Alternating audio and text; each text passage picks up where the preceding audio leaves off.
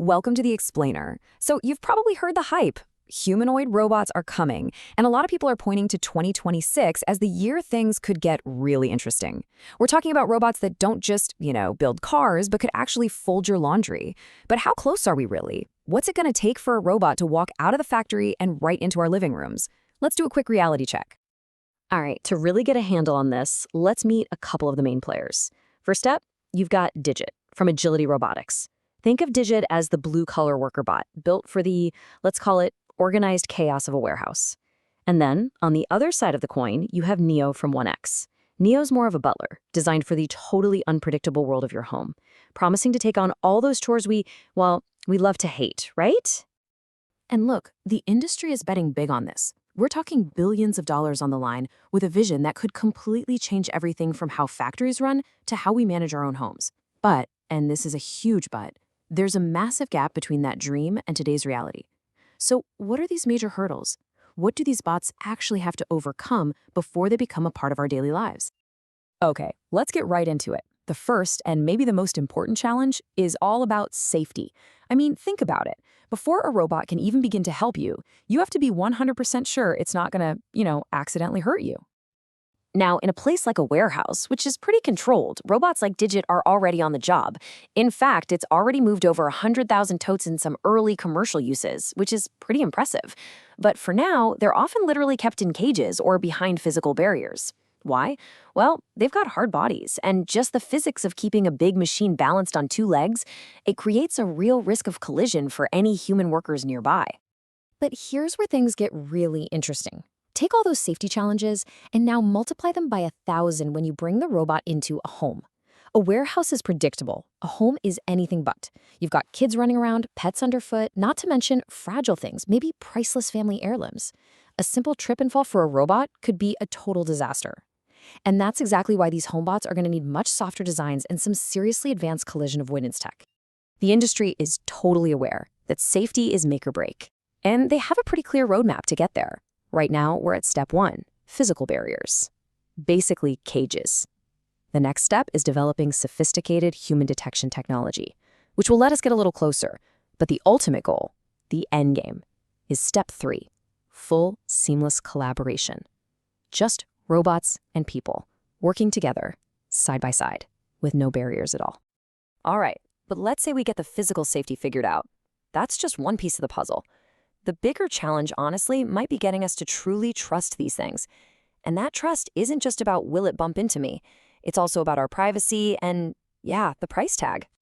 And let's just start with the price, because it's a big one.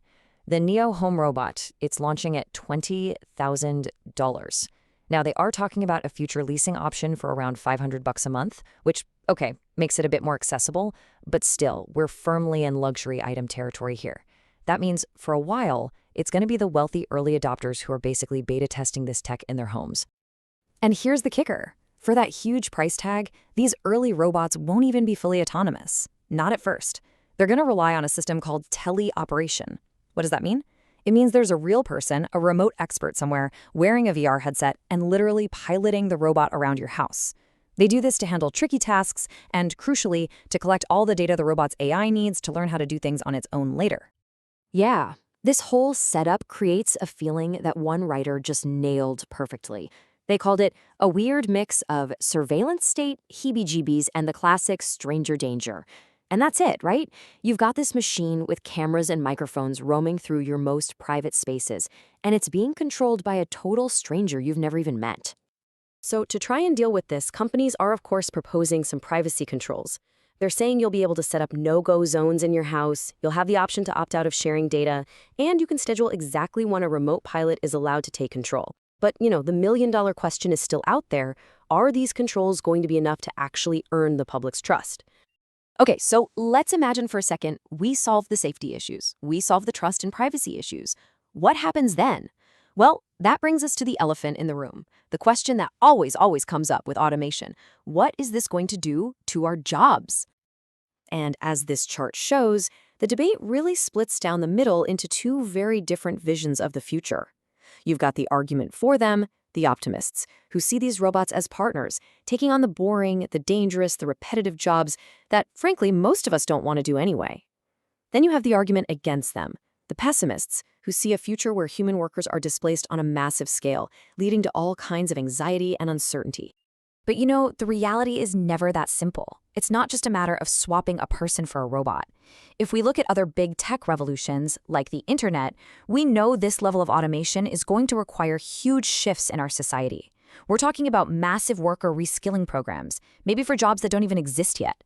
And we might even need to think about new policies, new social safety nets, to help everyone navigate this transition. So, let's pull all of this together. What does it all mean?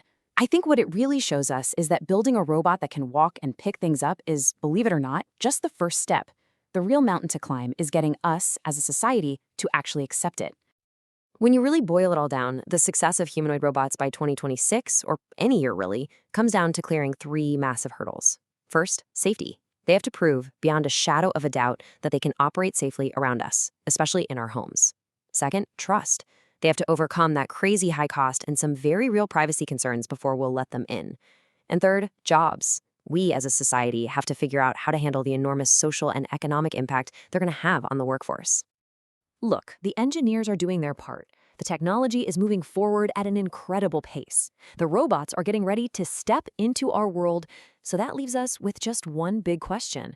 Are we ready to let them in?